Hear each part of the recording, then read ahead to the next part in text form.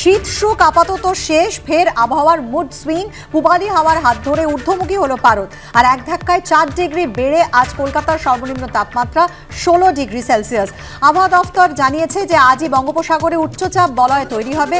এর প্রভাবে সাগর থেকে প্রচুর জলীয় বাষ্প ঢুকবে। ঝাড়খণ্ডেও ঘূর্ণাবর্ত তৈরির সম্ভাবনা রয়েছে। এর ফলে কলকাতা সহ দক্ষিণবঙ্গে বুধ ও বৃহস্পতিবার বৃষ্টি হতে পারে। আজ পূর্ব বর্ধমান, নদিয়া, উত্তর ও দক্ষিণ 24 পরগনায় বৃষ্টির সম্ভাবনা। উত্তরবঙ্গেও রয়েছে বৃষ্টির সম্ভাবনা। কথা বলবো আমাদের প্রতিনিধি সঞ্চয়ন মিত্রর সঙ্গে। সঞ্চয়ন, তাহলে কি এটা বলা যায় যে শীতের এই স্পেলও শেষ হয়ে গেল নাকি ফের শীত ফিরে আসতে পারে? দেখো, শীতের এই স্পেল প্রায় শেষ হবার মুখে, এবং যেটা মনে করা হচ্ছে যে একটা উচ্চচাপ বলয় তৈরি হতে যাচ্ছে বঙ্গোপসাগরে, তার প্রভাব পড়বে আমাদের রাজ্যে এবং বৃষ্টির সম্ভাবনা তৈরি হচ্ছে। এর ফলে বুধবার, বৃহস্পতিবার এবং শুক্রবার দক্ষিণবঙ্গের বেশ কিছু জেলাতে বৃষ্টির সম্ভাবনা, তার মধ্যে কলকাতা এবং আশপাশের জেলাতেও বৃষ্টি হতে পারে। তবে মূলত বাংলাদেশ সংলগ্ন যে জেলাগুলো রয়েছে তার মধ্যে উত্তর 24 পরগনা, নদিয়া, এই জেলাগুলোতে তুলনামূলকভাবে বেশি বৃষ্টি হবে। উপকূলবর্তী যে জেলাগুলো তার মধ্যে উত্তর এবং দক্ষিণ 24 পরগনা, সেখানেও এর প্রভাব থাকবে।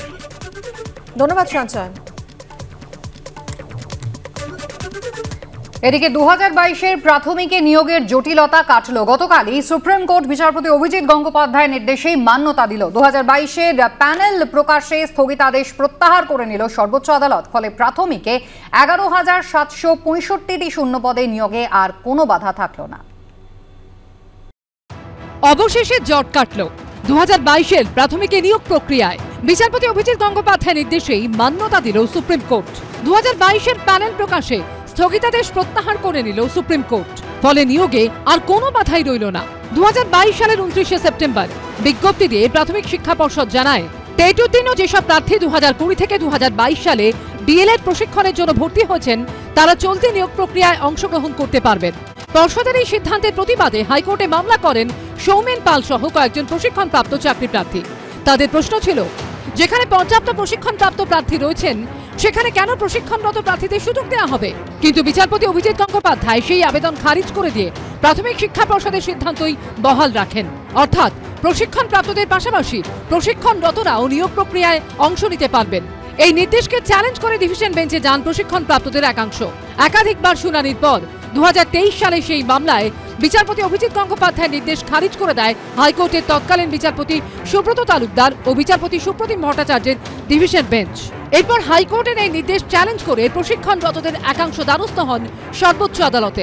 সুপ্রিম কোর্টে সেই মামলার শুনানিতে দুপক্ষের সওয়াল জবাব শুনে প্রাথমিকে 2022-এ নিয়োগ প্রক্রিয়ায় অন্তর্বর্তীকালীন স্থগিতাদেশ দেয় বিচারপতি হিমা কোহলি ও রাজেশ বিন্দালের বেঞ্চ।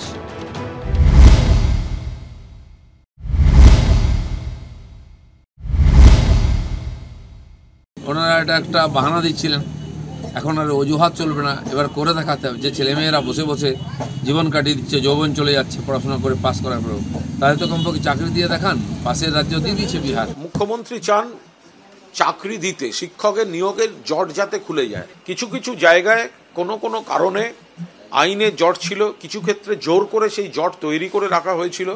মুখ্যমন্ত্রী বারবার কোর্টের কাছে অনুরোধ করছিলেন, যত জট খুলতে থাকে সে তো ভালো, মুখ্যমন্ত্রী যেটা চাইছেন সেভাবেই নিয়োগ হবে।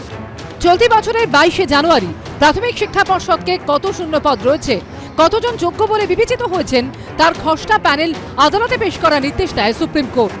প্রাথমিক শিক্ষা পর্ষদের তরফে জানানো হয়, প্রাথমিক শিক্ষক পদে 11,765টি শূন্য পদ রয়েছে।